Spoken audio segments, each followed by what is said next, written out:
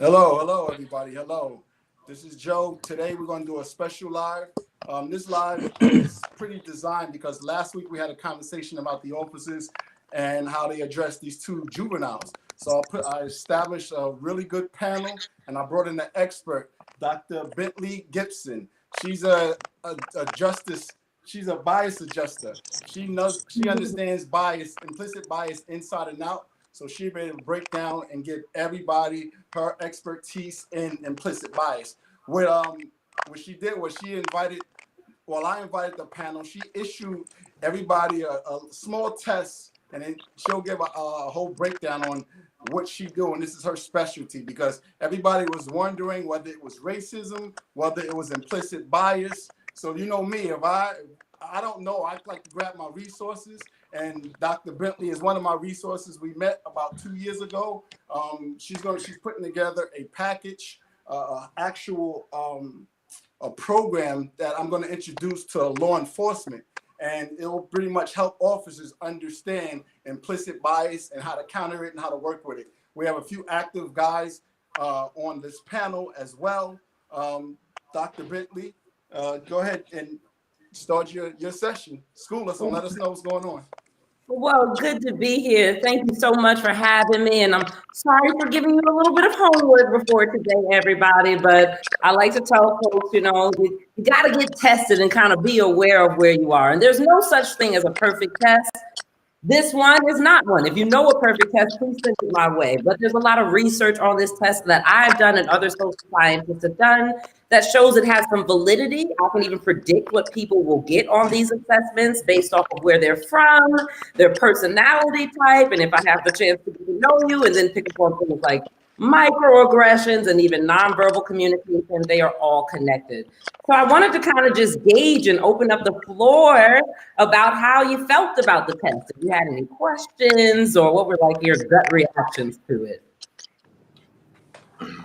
Well, I think it was an interesting test. The way how they was relating black and then negative, and then they flipped it around to white and negative. It actually made you think when you was actually taking the test. And I guess the speed part, they want you to, from what I was gathering, they don't want you thinking. They want you to constantly just respond to the questions without thinking. So I think it was real interesting, and I'm actually excited to see what you're going to say about the test.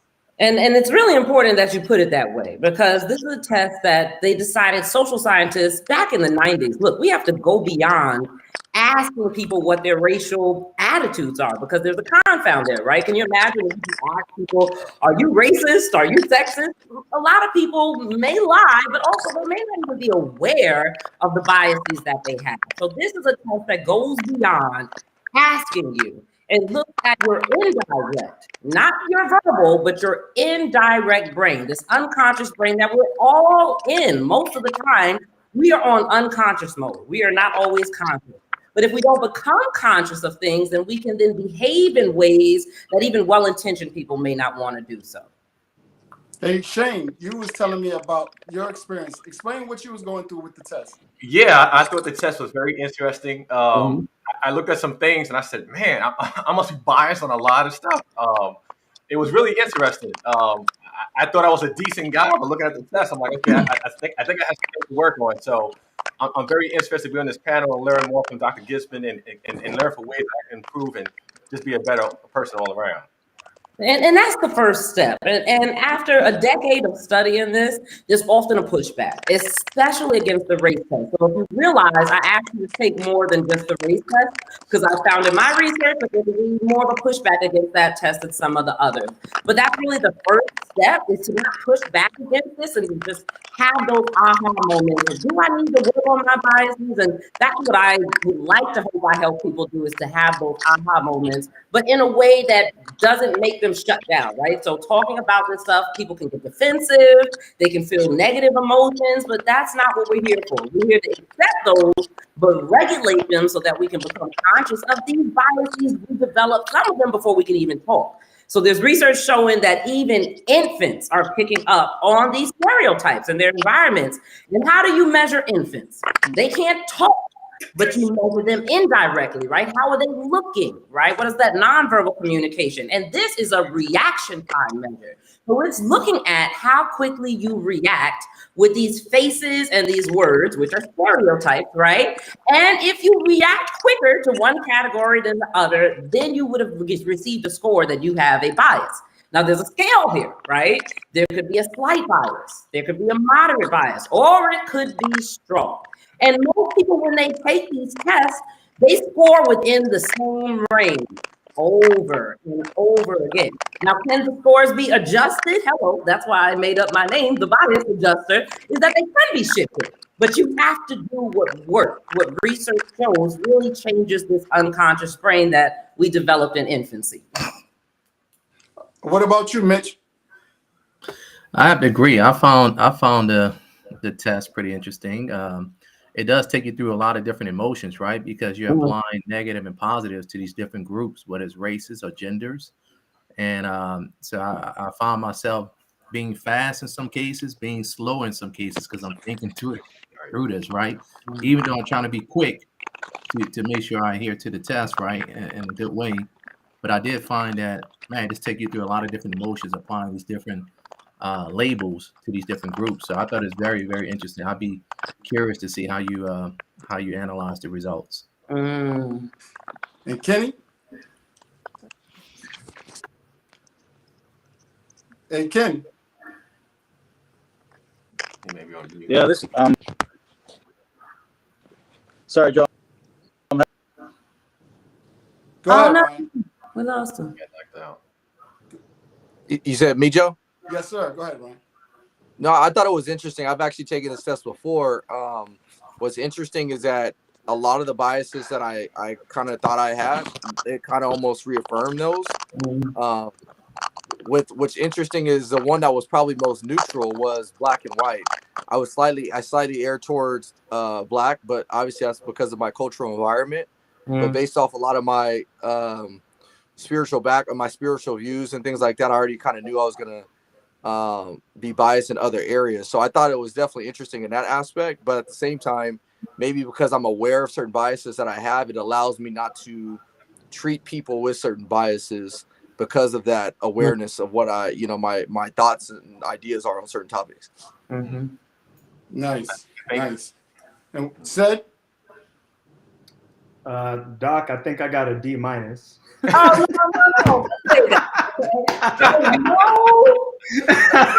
Some grades to this. You know, the only grade you get is if you just say, I am willing to talk about it. You get Right. it. I thought it was interesting, the word association. Looking at the chart, I thought I was pretty much where I expected it to be. So. and go ahead. Les. I want to get everybody's thoughts. I'm taking notes before I just pick your brains and let you know some of the research behind it. Hey, Les. Yeah, I'm here. Okay. I'm here. What do you think about the test? I thought it was pretty interesting. I think, a lot of my views just kind of showed up there, and I kind of expected some of it, but I didn't expect the other some of it. Eye opener, definitely. Yeah. And that's all Yeah, it was. that people just are willing to take the test, but willing to talk about it as well and do kind of a Freudian analysis of themselves. Like, where am I from? What have I seen? Have I been exposed to these stereotypes? And can I become conscious enough of them if I have them so that it's not impacting how I behave, even down to my nonverbal communication? Okay. Okay. Anybody else before she go into her assessment? Anybody else got anything to add? All right. Well, let me tell you what I have found and what helps people understand these biases and where they come from. So I asked 3 questions of folks just to understand how I could have gotten to these scores. Where are you from? Okay. What types of school did you go through? Mainly kindergarten through 5th grade. So this early childhood experience, especially for the race test, right? Did you grow up with any Black people? If you did grow up with Black people, how often were you interacting, having positive experiences with them? If you grew up in predominantly white areas with very few Black people, and you have not had that exposure, particularly in early childhood, the likelihood that you're going to even be neutral on this test is very low. Most people have a white bias, but those people who are neutral, they've had certain experiences, I've found. They've had diverse experiences. They also have certain personality types. So they're very open, they're very conscientious. But then there are these strong biases, right? So say you have a strong white bias or a strong black bias. Most of the time, people end up in those strong bias places. They've been exposed to that group. And it's really about counteracting whatever bias that we have, because if we don't, it's going to come out in our behaviors and how we look at folks, in the things we say to people, and particularly our quick reaction time behavior. So if we talk about shooting behaviors, right, which is why we're here today, this assessment has been found to be related to who people shoot. It's a reaction time behavior, just like shooting. Wow, very interesting. So when I took the test for the first time, I'll share, and it really, started my career in this. I didn't even know it would, but I was at Spelman College, an all-Black women's school. It was my first year, and I took the IAT, and it said, Bentley, you have a slight white bias. And I said, what is this thing talking about? I'm like James Brown, Black and Proud. But then I had to think about it, right? I'm from White Plains, New York. While it is diverse, it is very clear the stereotype about Black people live over here, white people live over here. And that stereotype is very clear in White Plains, less clear than it is in places like Atlanta, Georgia, where I live right now. So once I started doing that assessment of where I grew up and what I'd seen in terms of exposure to the stereotype, I understood how I could have taken that test and scored a slight white bias. I also scored a slight bias for men in the workplace. I wanted to throw the computer then too, right? Because my mother was the breadwinner in my home. But just because you're Black or a woman who grew up with a mother as the breadwinner in your home does not mean you're not exposed to these stereotypes and it's still impacting you. Right. And knowing and understanding this profession of law enforcement, when you analyze this, how do you think it affects law enforcement officers on a day-to-day on patrol, or how they encounter civilians on the street? So what I like to do for my clients and my organizations that I work with is look at how the organization's overall unconscious biases. So say you have an organization of 100 people and you have 90 of those people, if you can, take these unconscious bias assessments. What I'm finding is the scores aggregated are related directly to how people in that organization are feeling, and also how the people who they're working with are feeling. So this stuff is really important, because if people are not aware of the biases that they have, is playing out in what we call the cultural climate of their workplaces and in what they do, whether that be their hiring practices, who they interact with, who they retain in that organization, but also their practices. So with police, we're talking about who you hire in the force, right? But also how you interact with the community. This is everyday relationships all the way to who is shot. So this stuff is really important. If we're not conscious of it, even well-intentioned people can do or say the wrong thing. Now, this is different when we're talking about people who literally have our lives in their hands, right? So it's really important that police, above even other people, are conscious of these biases that they have so that they can truly serve and protect at a neutral level, right? We know we're not neutral in this unconscious brain, but if we're conscious of it, that can override those behaviors, and we need those behaviors to be overridden in police officers. Right. Hey, So Doctor, I what have you're a question for you. Yeah. So my question for you is that if a person makes a decision, a reactionatory decision, which is most likely based on their unconscious bias, is that a lot different than making a conscious decision based on like a conscious bias that they have for a certain person? I.e., like, a lot of times something will happen to an individual, it will automatically scream that it's racism. But if a person is acting from a place of unconscious bias, not even realizing that that bias was there, even though they are biased, how does that change the narrative?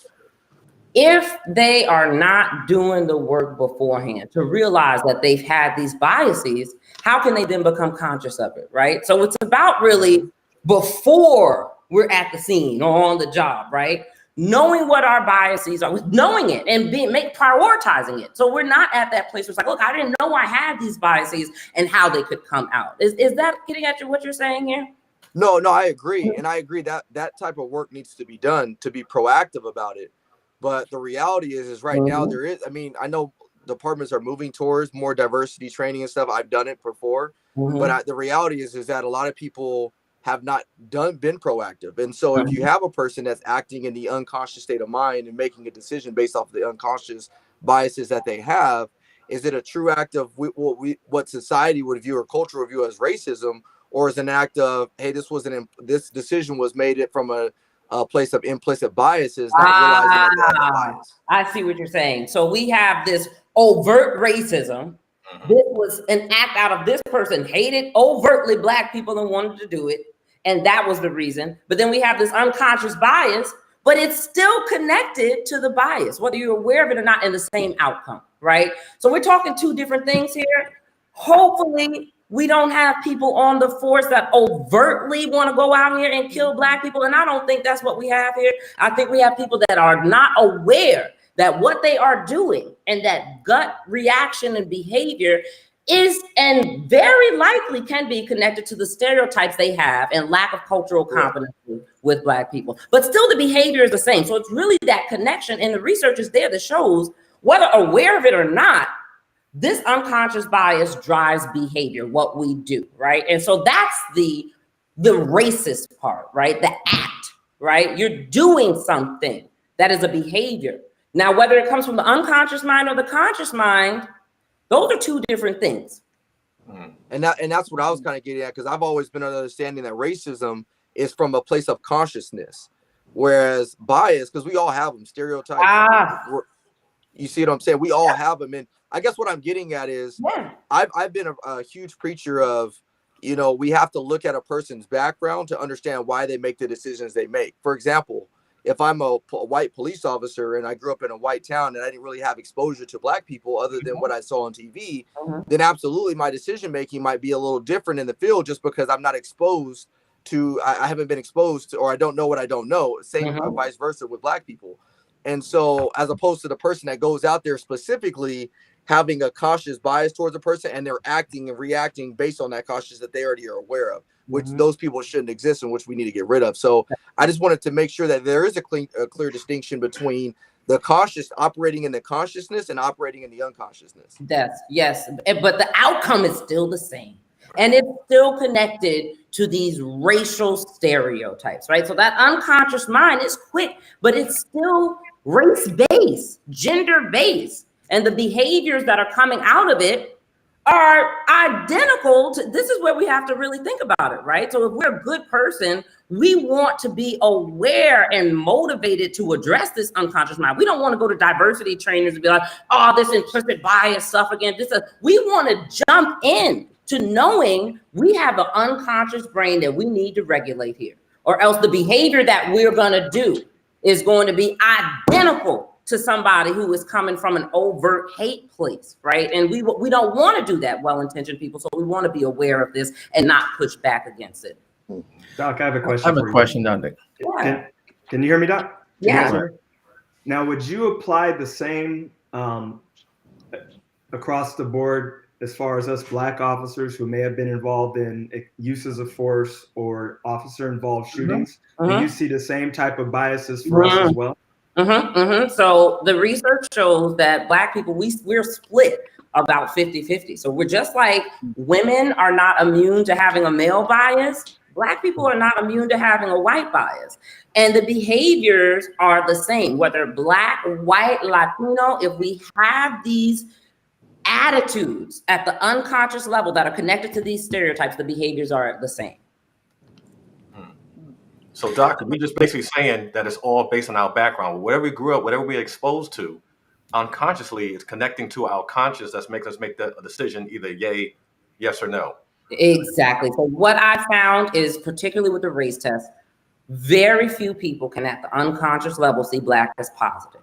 Wow. So my dissertation particularly was, well, who's this group of people? who can see Black as positive. Very rare, as you saw when you took the test, right? That distribution. I see you. I don't want to give any hands away, okay? But let's just talk about it, right? So my dissertation looked at that, and what I found was that it was Black people, right? But not just any Black people who from kindergarten to 5th grade went to all Black schools, and then went to all Black high schools, and then went to all Black colleges. So really grew up in predominantly Black neighborhoods, okay? Now, sometimes, even here in Georgia, I'll get white people who will take the test and get a Black bias. And over the last 10 years of studying this, I have questions, and I found a theme that they will say, look, I grew up with Black people. Or they would say, I played a particular sport. Which one do you think it is? Well, and that's what I was going to say, because I didn't grow up in a predominantly Black neighborhood. My neighborhood I grew up was kind of, it was more Hispanic than anything. We had Black. Then I went to a college that was super diverse. I went to college in Vegas. Yes. And I had a slight bias towards favoring Blacks over white. So you're almost neutral though. So you're like me. So like you could take the test tomorrow and score maybe neutral. Most people score within a range, right? Like they're in like slight to neutral, strong to moderate. You could take the test tomorrow, Ryan, and get neutral. Okay. So what I'm saying is, but today you're on the kind of slight black side. And are you African American, Ryan? Today I love Black people. Today I don't know. I don't know. Today I love my people. You're on the Black side. Hey, Black history, bro. You know what I'm saying? Yeah, maybe it's but really, it also, are you African American? Yes. Okay, so that's people who normally get in that range, okay, of even kind of even seeing Black as positive. You will very rarely see people who are not Black in that area, but it's not impossible. But when you do see it, they've had exposure and experiences with Black people that have allowed them to counteract the negative stereotypes. So super important. Dr. Gibson, question for you. Are you there? Can you guys hear me? Yeah, go ahead. Yeah. So as we talk about biases and implicit biases, right? Are there studies and research to show how rampant that runs in the workplace or policing versus more like the overt races that we see? Do you feel like that's more of a detriment between the two? As you can imagine, there's less research in police departments on implicit bias and more in the workplace, right? Okay. And there is research showing that these biases are not overt. Like people don't come out and say, look, we're not hiring you because you're Black, right? Or we didn't give you the promotion because you were a woman. So that's where research is really important, to kind of hold things constant so that we really can see if implicit bias is having a place. So for example, like with resume reviews, they found the stronger these biases, the more likely we are to hire people that we have strong biases for when the applications we're reviewing are the same. The only difference is you can see the name. One says Jamal, or one says John, okay? If we're not conscious of these biases, those people, doesn't matter if you're Black or white, who have a strong white bias, see John and Jamal's resume as totally different. John is more qualified, right? But they're the same resumes. They've done these types of studies with Black sounding stereotypical names, Latino sounding stereotypical names, and the bias drives how people evaluate those resumes, not the qualifications. They found this also with shooting behaviors. So I'm going to send Joe a lot of these studies for you to read after this, but they found that the stronger the bias, the more likely and the quicker we are to shoot people who are in alignment with our biases. So really important to be aware of it, because if not, we're acting on autopilot. And we got to work this muscle in our personal lives before we end up Facebook viral, right? Because if we don't work this muscle in our personal lives, counteracting our biases, being aware of them, then we're going to go to work, we're going to offend someone, or we're going to end up Facebook viral, especially in the law enforcement field, right? And because our biases drove our actions and we were not conscious of it. Dr. Bentley, I have a question. Okay, somebody said Kava Cannon. What all this is still connected to is accountability. It's the only way to move forward.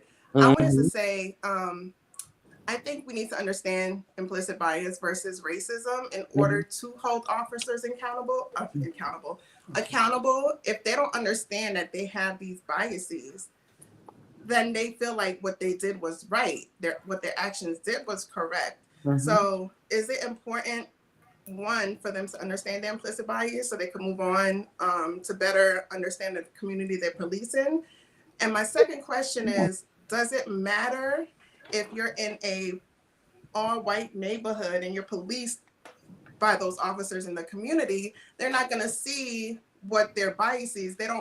Are they really going to care to learn about bias if that's the only community they know that they're policing? Okay, so let's do the first question first, and then we'll come back. Yeah, to sorry, because I okay. need Over here, okay? First, let's deal with the connection between attitudes and behaviors, okay? A bias is an attitude, it's a thought, okay? That's going to drive behavior, okay? A bias, I'm hearing myself feeding back. So if you think about what is racism, how would you define someone who is racist? They what? inferior. Is it inferior? They don't. Superior. Also, they are acting, right? We're all human beings, like you said. Acting based on race. Right? We're human. We have biases. We live in a biased world. So unless we're living in a box or we're working on this, we are going to have these biases. It's about being aware of them and doing the work so that it's not driving our behaviors. Because that's when, once you commit that act, now we're talking about the behavior. That makes you racist. That makes you sexist, the act. Having these thoughts and stereotypes based off of the world we're in, most people are gonna have them. But if we address them and are motivated in our private lives to address them and counteract them so that we don't show up and act certain ways, that's what we're talking about here. Mm-hmm. That connection between thoughts and behaviors. And most people are on autopilot. They don't even know what they're thinking, whether it comes to race or how they feel, right? But this is important. This is what psychology is for. And oftentimes these trainings are not done by psychologists. And we're dealing with psychology here. And that's where I think a lot of it is going wrong. And when they are even done by psychologists, it's folks who have not really studied unconscious bias, more so theorizing. I have a question for you. Can I ask a question? Go ahead, Les. I was just going to say, I don't know if you got my test results. I tried to email them to you, but Joe said there was a little problem. I think I did. I got a flood of them at once. Oh, okay. Well, I'm not ashamed to admit this. I was one of the strong towards Black instead of white. And I grew up in a very diverse neighborhood. But you know, I've had some things in my past that are special to me with Black people. So recently I was told more or less by a few people that because of this, I'm unconsciously racist towards white people. Do you think that that's, I don't feel like, I feel like because, you know, I choose Black more than white, I don't feel as though I can possibly, like, I don't do it consciously, but I don't think, like, do you feel like racism is a conscious decision or unconscious? Racism can, behaviors that are based off of these biases, these stereotypes, Black people are this way, white people are this way. It can drive our behaviors, whether we are aware of it or not. Okay, if we were just living in la la land thinking we don't have these biases, then there's less that we can do to help people realize the behaviors that they're connected with, right? But if we can at least come to the table and say, look, I have these biases. This is how it's impacting even down to your nonverbal communication, how I'm looking at people, how I'm interacting with people, whether it be Black or white. So if you have a strong bias for Blackness, who's to say it cannot also come out in how interacting with white people, right? And so it's about being aware of that. If you're a woman and you have a bias for men in the workplace, this can come out even when interacting with other women and seeing women in leadership positions, even as a woman. So it's important to realize that, look here, Most people, first off and foremost, do not have a bias for Black people, women, gay people. They cannot see it as positive at all, okay? So there is some power in you being able to at least counteract that bias, especially for other people, because you've had the experience and the exposure to help people see Blackness as positive. That's an ally. See women in the workplace. But we don't want to let that turn in, because it can turn into out-group dislike as well. Or dislike for the group that's negatively stereotyped if we're not conscious of that as well. So I hope that helps. Yeah, It did. I got a question. Doctor, hold on real quick, because Les, and this is, I'm glad she chimed in. Les is a white woman. She grew up in a very white racist household growing up.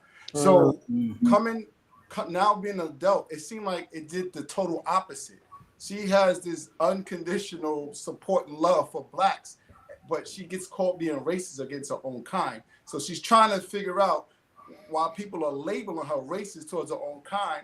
How's just because I have a love for Blacks? I'm not disliking whites. I just have a greater love for Blacks because of the way she was raised. But there could also be some, I just want to help conscientiousness in all ways, even Black people, if we have biases and we've had some traumatic experiences with race, right? So it can lead us to become in-group oriented, not want to go into certain spaces, especially if we're expecting that we're going to deal with certain things, right? So this really bias in any direction, it wreaks havoc across intergroup relationships, whether it be between Black people and white people, Black people and Latino people. We can talk even colorism here. So there's biases even for like how dark the skin is, research shows. And so it's really important to just be aware of that. If not, we're gonna do things that we may not want to do.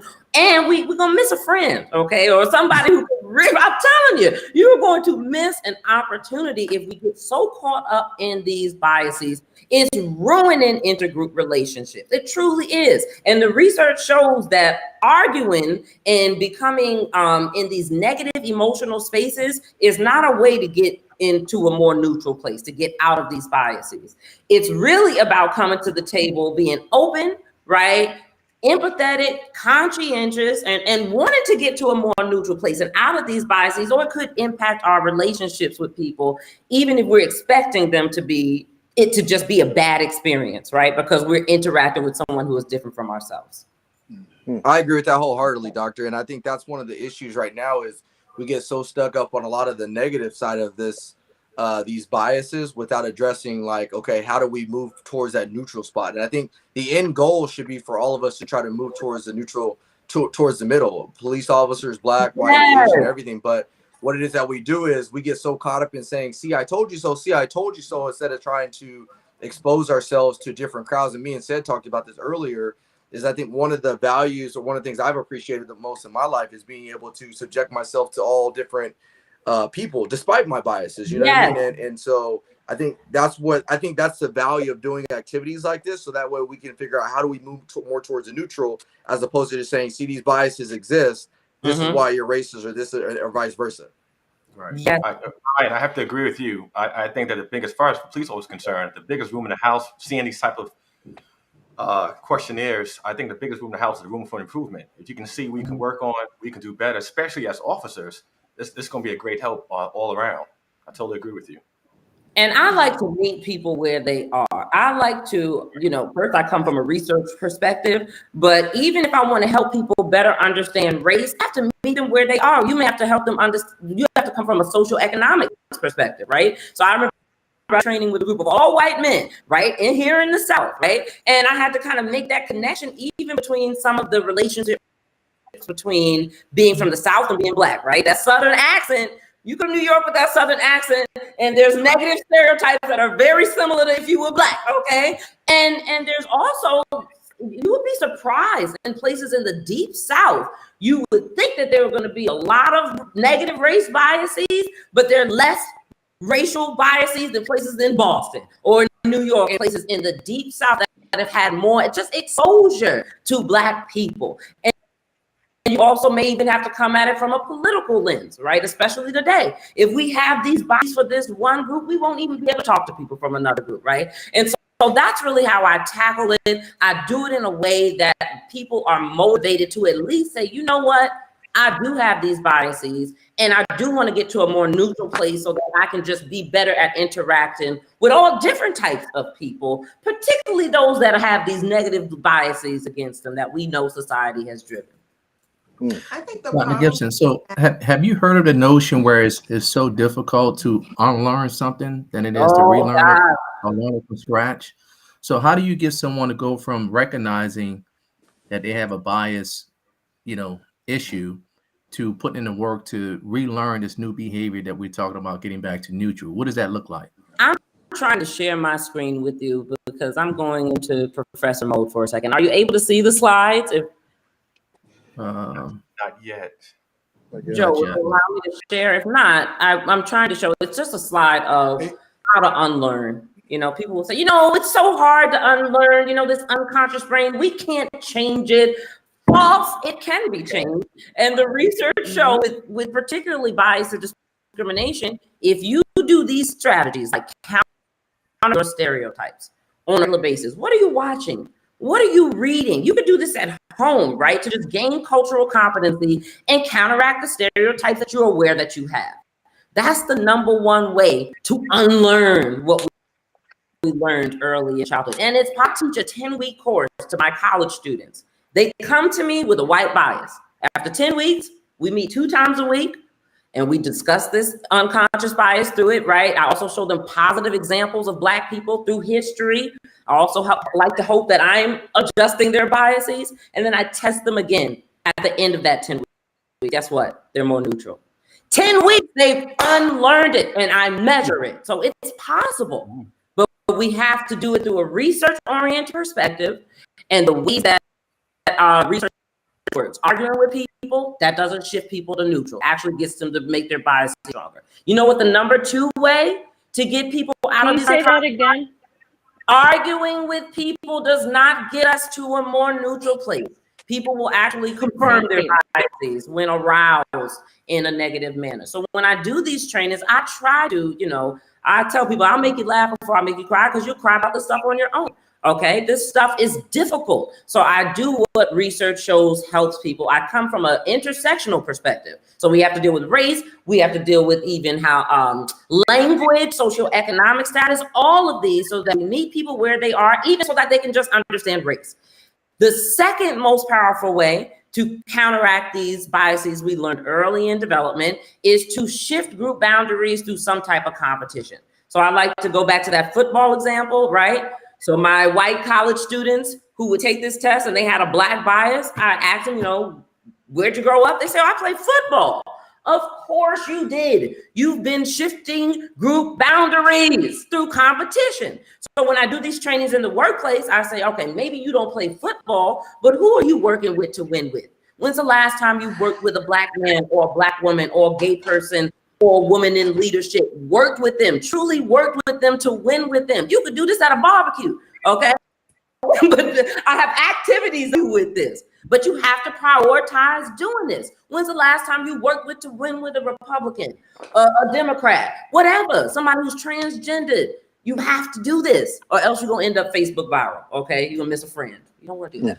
So I was gonna say, I think I was gonna piggyback off of what Ryan said. I think that, and I say this a lot, we as humans tend to want to debate and argue versus listening and understanding where somebody is coming from. Yes. You don't have to agree, right? But it's good to have an understanding. I might disagree with you, but I can say, you know what? I get where you're coming from, or I can see that. And I think we're so strong on not doing that because of everything that's going on. Everybody wants to debate instead of listening and trying to understand where each other's coming from. And I think that's one of the major problems that we're having. Yeah, and I'll give you an example. There's a woman who I do these trainings on what a microaggression is, right? And she just kept saying, I can't understand why I can't say some of these things. Why is it not okay? But once I turned it just something she could understand, a gender microaggression, right? If someone came to her and just said something totally just based off of her gender, like, you're so good at math. Wow, I can't believe how great at math you are, right? These things are powerful if you can flip it and help them understand from their perspective. right? Or if a woman has experience in the workplace, oftentimes, and Black people experience this as well. A woman says something, nobody heard what she said. The man says it, everybody heard him and gives kudos, right? Black people can understand that same types of discriminations we're experiencing, sometimes different to other degrees, right? But if we hear each other's stories and stop getting in our bags, then we can realize, you know what?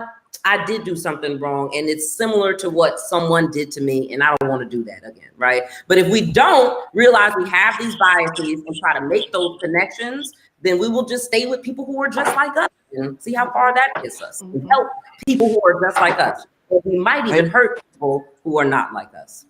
Hey, doctor, quick question for you. Can you hear me? Yeah. Okay. So I was looking at the charts, and I know that it said an overwhelming majority of people, obviously, they favor white people over Black people. That's kind of what I was seeing, which is kind of what I already knew prior to the test. And I speak a lot, and a lot of times I'll go and speak to young Black men. And one of the things I'll say is, as a Black man, is we have to control our own culture in many ways, because I get that a large part of the culture, our pop culture, is kind of like in our, just kind of ingrained in us. But a lot of that, if you look at our hip hop and stuff like that, there's a lot of negative stereotypes that are portrayed throughout those things. And so would you say that things like that contribute to why people have this negative stereotype? And obviously it goes way back to Jim Crow and all the other stuff. But how do we change as a culture, as Black people? How do we change our own culture so that way we can start flipping this reversal? And on the flip side of it, the argument has been from other people to me is like, well, other races aren't responsible for doing that, which I understand that. But at the same time, is like, but the majority of people view Black people as being more dangerous or negative. Yes. So that's why it's one of my personal things is like, we have to be able to start flipping the narrative of how people view us or being so dangerous with some of the things that we do. Would I be wrong for saying that? Or like, you are totally right. And in Black History Month, let's talk about this, right? Because the hip hop culture can increase these white biases, but you know what else can increase these white biases? Black history. So if we're just focusing on Black history in terms of slavery and oppression, I found in my research that what does that do? Increases white bias. If we're not focusing on Black contributors to culture, Black inventors, oftentimes Black people don't know. Are we teaching our children that? Right? I wrote a book for Black children called My Magical Head. Let's read this to them at 2-3 years old before we teach them about slavery and oppression, okay? Because that increases white bias. Because in the message, I'm not saying don't talk about it, but if that's the only message, and if you look throughout Black history, that's all we're getting, even to this day. And some Oprah Winfrey and Barack Obama mixed into there, right? So if it's not about slavery and oppression, it's about being an entertainer. Okay, music, athletes, okay? Look into this. Turn on your TV now. What's being celebrated for Black history? That's what it is. So we need to counteract that narrative, and that's what I do in my 10-week course, is we talk about Black history in terms of world history. We've been around here longer than Jim Crow and slavery, okay? And so to talk about that, that's what shifts it. Black history, I did a training for a company last week on Black history. I call it Counteracting Bias Through Black History. And they went, this is all white people. And they went to Instagram and made a post about Black history is world history. So yes, it's our job to do it. But white people can learn Black history too, Latino history, in terms of not just oppression, but in terms of, if you are going to talk about oppression, the resiliency in that and the inventors and contributors to society. So that's how we do it. And that's how we get out of these biases as well. I think that's so Gibson, I have a question for you. How do you feel about like certain corporations? They have, a lot of women feel like, a lot of Black women feel like they are attacked. People gang up on them at work. Their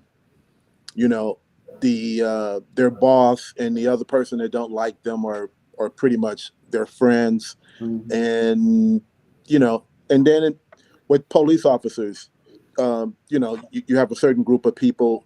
Basically, people hire from a certain, they hire from certain places. Do you feel like things are ever is going to change? Because if you keep hiring from from certain places, you're going to continue getting the same type of people in there, and there's going to consistently be a problem with policing and then hiring a bunch of Karens, which I believe Karens come in all different colors. They come in all different colors. And if they don't want to come in and do this work and address their biases, they shouldn't be in there. Okay. Because there's hope for some Karens too. They can address their biases and they better be motivated to do it. Okay. And if they're not motivated to do so and doing the work, which means outside of the workplace and inside of the workplace in the community to address these biases, then they do not need to work there. Maybe they did come from certain places that didn't have that many Black people there. Then there's curriculums for them. I got some that make sure that they are addressing this and their bias, and there may be lack of cultural competency if they're gonna work with certain communities. Because if not, we're gonna have some problems. We can continue to have problems.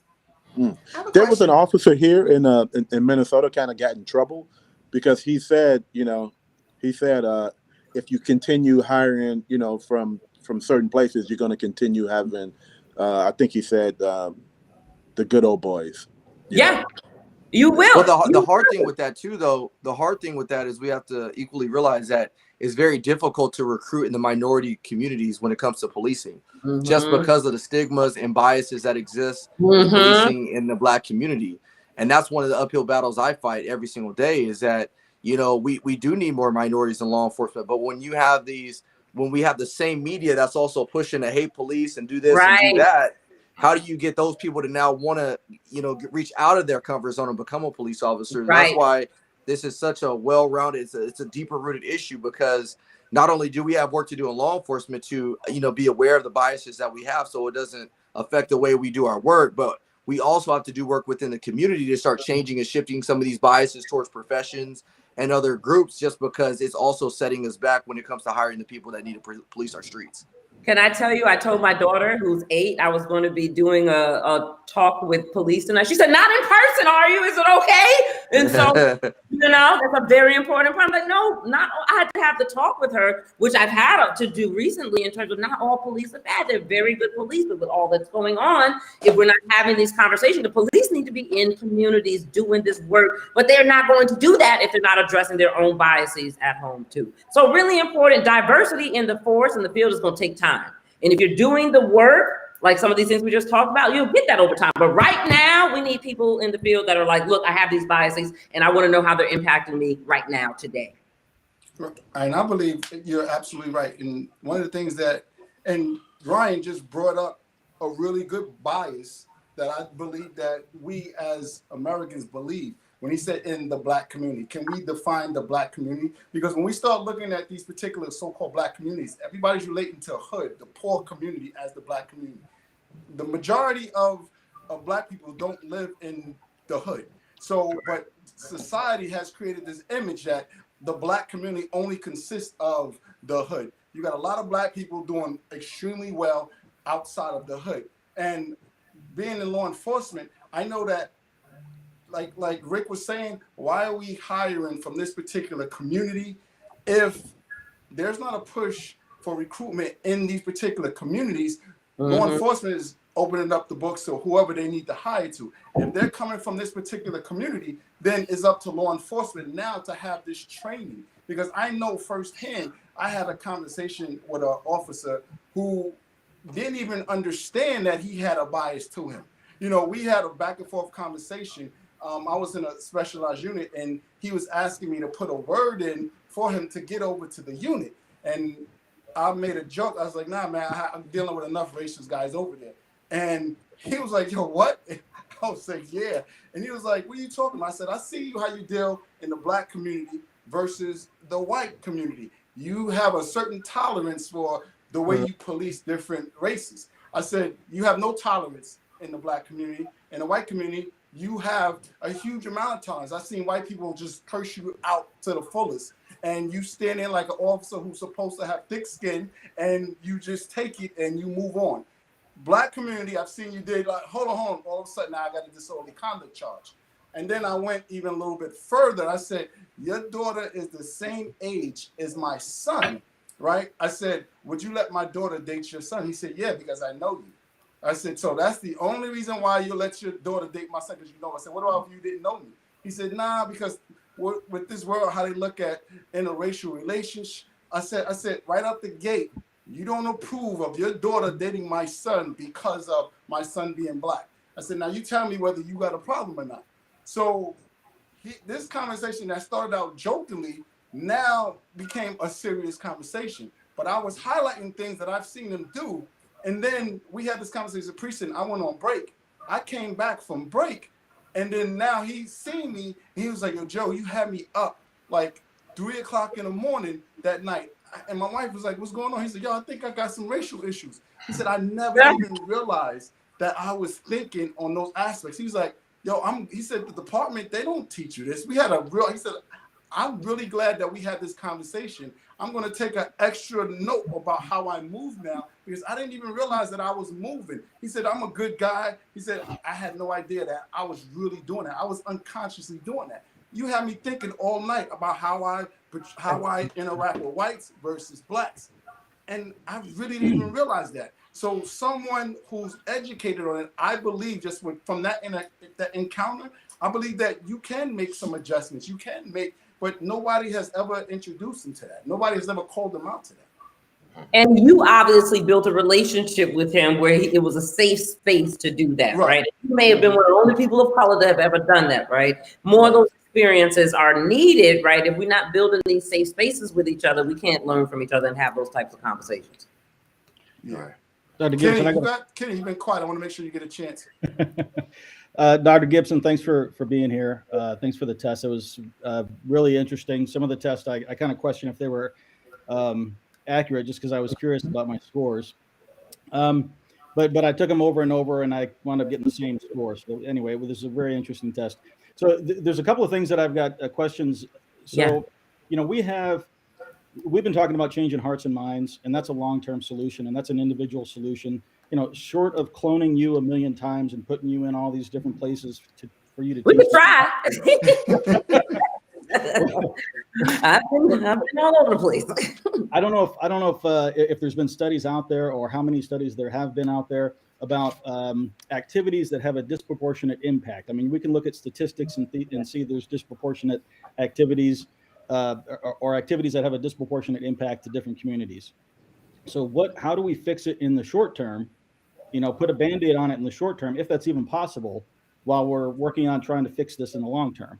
And the reason I'm bringing that up, or I thought about that, was when I was aware of how they changed when you're chasing after chasing after someone on foot. What is that, Joe? I'm brain farting on this.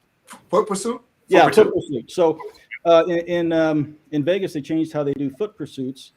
And because, you know, when you chasing after somebody, you catch that person, it's incredibly difficult to not want to be violent with that particular individual. And that was having a disproportionate impact because foot, they were doing those more in minority communities than they were in white communities. So they changed that to be the arresting officer can't be the same officer that engaged in the foot pursuit. So that had a disproportionate benefit, and it wasn't anything to do with race. There wasn't any race in it, but it had a disproportionate benefit to the minority community. The brutality claims or it went down by like 23%. So it was race in it though, right? So that's the research, right? So they changed it because they realized through whatever research, right, that there was more of these violations in Black communities. And once they did that, they were able to see that benefit, right? So it's such a great point that you just made, Ken, because it's like, we have to do the research in terms of how these biases are playing out. Are there differences in shooting time behaviors in these communities versus that? And then what types of policies need to be made after we find, yes, there are statistically different behaviors, whether it be foot pursuit, how many minutes it takes to shoot someone, right? So that we can change this so that behaviors don't happen. The only issues I have with that though, and I've had this discussion before, is sometimes if we're going to look at statistics, we have to look at all the statistics. For example, like I know when we talk about statistics, they talk about police officers are more likely to utilize deadly force against Black people than they are any other people, which is a true statement. Is that, you know, if you look it up, it's a true statement. But what people don't also account for is that in the same study, the Black people were more likely, Black offenders were more likely to be wanted or in the committing a violent crime against against an officer or something like that with a weapon. Mm-hmm. And so when you see that, it kind of explains why officers were more likely to utilize deadly force or type of force greater than controlling force, simply because the crimes that were committed were more violent. And so when we talk about pursuits and things like that, I think when we're talking about data, we have to get all the data. Who's more running? Right. Uh-oh, he froze up. Oh. He's so right about that. We need. There you come back. Right. Go ahead. Go ahead, Ryan. You upside down, I think. That's fine. I'll put just confirm with you. You definitely need to get all the data and get rid of as many confounds as you can, right? So we want it to be similar behaviors, right, and see if there are differences in outcomes just based off of race. So we don't want to look at it in terms of if there are more in this community, then you're going to have some confounds there. We want to look at similar behaviors from Black and white people, and if there are differences in the policing around them. Does that make sense? So Dr. Gibson, so do you think, so there's two approaches. You can go bottom up or top to bottom, right? With trying to roll out a way to relearn this new behavior of not being so biased, right? The bottom up is really starting at the individual level. The top down is really starting at the institution level, police departments, workplace, media. Do you have a preference where you start, or do you have to do both? Some people are bottom up learners, some people are top down. So you must infuse these. You can't just do one or the other. Because if the top approach is not addressed, right? You can have people on an individual level try to relearn behaviors, but if it's still push in a skew way from institutions or from the workplace, from the media, you could just be really running in circles, basically, right? And so, is that a fair assessment? It is, but if you have individuals who are constantly counteracting, it's going to then fuel back into their communities and their societies. So this will then go into how they're policing. If you are then doing these types of trainings or learning experience for people creating media, they then start changing how they're making media. So how this does take time, but in individuals, it can happen. Even I found in 10 weeks of this unlearning process, and then they bring that back into their communities and the people who are creating policies, right? These are individuals who are creating policies. They don't just come out creating media, right? So we need as much, I believe, at this individual level change, then that will fuel directly into as well policies. Interesting. Hey, Sid, you got anything to add? Because I know you're quiet. I want to make sure you get to go. No, I'm just, taking it all in. I think she was fair when we have to always be careful with statistics anyway. Joe, me, you, and Mitch have been talking about this anyway. Statistics are always skewed for one end or the other, right? When we look at office, I will disagree with Ryan, because I think the data shows that police are more likely to use excessive force on people of color, but shootings tend to be the same, right? I think that's where he's probably incorrect. But there, like the doctor was saying as well, a lot of these things are circumstantial. I mean, if you looked at the majority of my foot pursuits, they would be of Black people, but that wouldn't be a fair assessment when I was working in a predominantly Black or Hispanic community. You know what I mean? So we can't say that more Black people run from the police than white people, because when I worked in white neighborhoods, I was in more vehicle pursuits and people taking off. I always look at people run for all different type of reasons, and it has nothing to do with color they are. So, right. Last question for you, Doctor. Would you say that we're getting to a place in society where we're making so much things about race that people are making? I mean, I still believe that we make a lot of decisions that aren't based on race, but we've gotten to a place now where we when we label everything as being racially driven, now it's hard to determine what was racially driven and what wasn't racially driven. There are very few, and this will be my last one because I have to go. I'm surprised my 8-year-old hasn't run down here, but there are very few neutral people, Ryan, right? We talked about this, right? That are not being driven based off of these thoughts.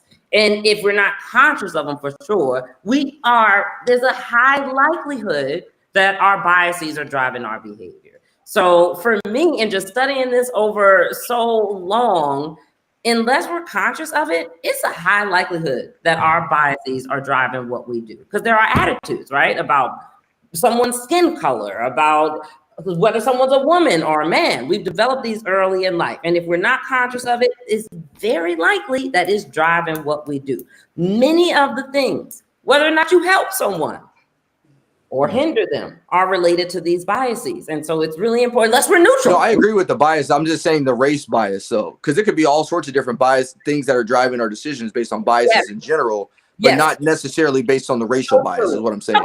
So true. I mean, it may not be based off of that, but it may be. And that's where we have to ask ourselves, because the research shows there is a connection between these unconscious biases and what we do. And just asking ourselves and doing that audit of ourselves, like kind of what Joe was saying, he helped his friend to do. I am acting differently in this situation than another, which people are not doing. Again, we on autopilot. We're not thinking. We stressed, right? COVID and all the craziness going on. We're not auditing ourselves. And once we do that, it can go a long way, because a lot of the things that we are doing are race-based, are gender-based, are these political orientation, even personality. I'm finding people have personality biases. I've done research, then I have to go because I'll talk your heads off about this. People have biases for extroverts versus introverts. And we don't realize that we are giving eye contact to more the extrovert than the introvert. That doesn't mean the introvert didn't have something important to say and don't want you to look at them, right? And it was because of this bias. So just keeping that in mind and doing this audit of ourselves, then we'll know, is it because of race or not, once we start doing this and work that muscle. If not, it could be, and we want to be conscious of that and ask ourselves that, and we might come back with an answer if we are honest with ourselves. Yes, it was, and it can go a long way. Thank you, Doctor. You've been great. Thank you very much for coming on. We appreciate it. I know you stayed longer than I did, and I have to go put my daughter to bed. Well, we thank you. We really do. It's always a pleasure speaking to you. Thanks for coming on. Thank and you. educating all of us. Thank you very much. Thank you very much. Thank you, Doctor. I appreciate your time. Yes. Thank you. Keep in touch. I've enjoyed you all. Same here. All right. Yo, that was dope, man. I appreciate somebody coming on like that, man. Y'all wanna have a little conversation? I know. Yeah, let's Brian, go. Yeah, I do. gotta go. I would, Joe. I gotta roll through. I gotta get to the kids, but man, this has been great. Hey, it's always good seeing all you guys, man. Really You too, man. Good seeing you. Be safe, Ryan. Be safe out there, bro. You guys too, man. Hey, Take care, Joe, what you saying? Now Yeah, that the you take doctor's care, down, we're Ryan. gonna get a little spicy. Yeah. We're about to get a little spicy now that the doc's gone. All right, look, we're gonna take back up. I gotta shut this down because that's gonna be a different segment. We're just gonna give me 5 minutes and come right back up. Same link? Same link. Okay. All right, Dave, calm it down. We'll take a break and then come back up.